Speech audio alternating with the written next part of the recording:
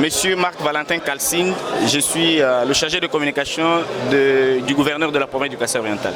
Je suis très content de prendre part à cette quatrième édition de la Semaine congolaise du tourisme.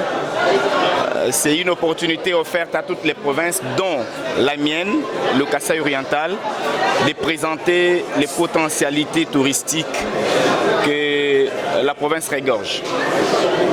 Et donc, s'il faut y aller très vite, déjà aller en besogne, je vous dirais que le Kasaï-Oriental regorge d'énormes potentialités touristiques.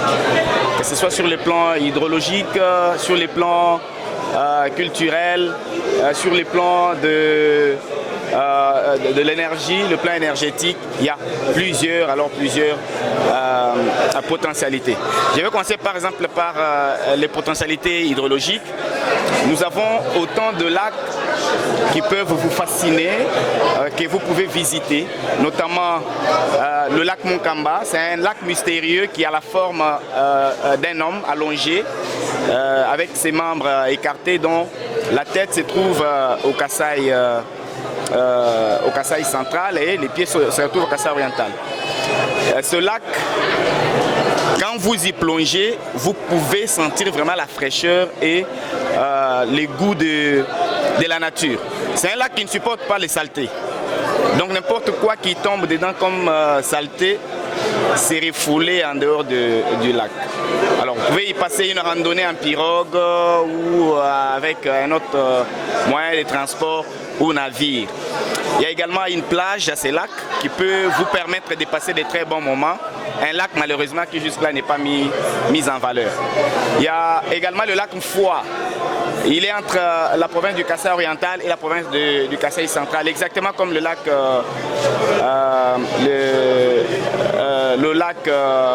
Monkamba. Mais le lac Mfoua a aussi une clarté dans son eau que vous pouvez y découvrir vraiment les merveilles de Dieu. Nous avons également le lac Lomba. Le lac Lomba, lui, il a pratiquement la forme aérienne. Si vous prenez la vue aérienne de ce lac, c'est pratiquement comme la carte de la République démocratique du Congo. C'est un lac qui est venu à l'existence après les demandes de la population qui souffrait de l'eau pendant beaucoup de temps. Et du coup, le lac a jailli et c'est cette eau-là, de manière mystérieuse, on apprend selon l'histoire qu'elle guérit même la stérilité masculine ou féminine. Donc il suffit de boire cette eau-là. Alors, en dehors de ces eaux, il y a l'Ubilangi où il y a une plage sablonneuse où vous pouvez passer vos vacances, vous pouvez faire une randonnée en pirogue et découvrir des merveilles. Mais il y a aussi, en dehors de ces ressources hydrologiques, nous avons des ressources énergétiques. Plusieurs chutes d'eau qui sont là, qui permettent de produire de l'énergie, de l'électricité, notamment la chute de Tchala, où on a la grande centrale de Tchala qui produit 4,5 MW, utilisée par la MIBA, la régie des eaux, mais aussi la population. Il y a aussi la chute de Tchubassa, qui n'est pas encore mise en valeur. Il y a la chute de quoi? Il y a une chute au niveau de Katanda. Alors cette chute-là, elle a été mise en valeur du côté Bibanga. Et la cité de Bibanga, par exemple, c'est une cité qui est la mieux éclairée depuis l'époque coloniale jusqu'à ces jours. Une cité qui a été construite pratiquement par les Américains qui avaient érigé le centre de Bibanga.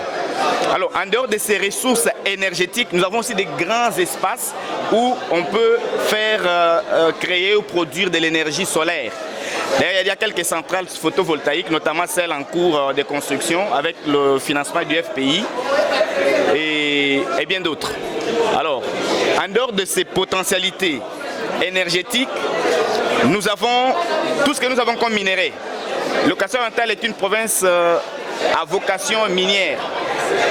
Prioritairement le diamant qui se retrouve dans les 5 territoires. Le territoire de Kabeya-Kamwanga, Miabi, Lupatapata, Katanda et Chilingue. Vous pouvez trouver du diamant là-bas. en grande quantité. D'ailleurs, nous avons quelques échantillons que nous avons amenés ici. C'est ça les diamants. Et ces diamants que vous voyez n'est exploité jusqu'ici que par 2 entreprises. La première, c'est la MIBA et la deuxième, c'est la SACIM. Alors, on a besoin de beaucoup d'autres entreprises qui peuvent venir pour exploiter cette richesse. En dehors de ces diamants, nous avons également des richesses comme les calcaires. Nous avons les calcaires qui seraient tout dans presque toutes les provinces, mais nous avons aussi le cuivre, les cuivres en grande quantité, qu'on n'a jamais exploité jusqu'aujourd'hui. Alors, en dehors de ces minéraux, nous avons d'autres exclusivités du Kasaï oriental, c'est notamment les Nsoa que vous voyez là-bas. Il y a les Mankenena, les Dilombolombo, les Temboa. Il y a ces sels indigènes que vous voyez là. Nous avons également l'alcool traditionnel qui est fabriqué dans la province du Kasaï oriental. En tout cas, en dehors de tout ce que je viens de citer, vous pouvez découvrir plus de 10 grottes.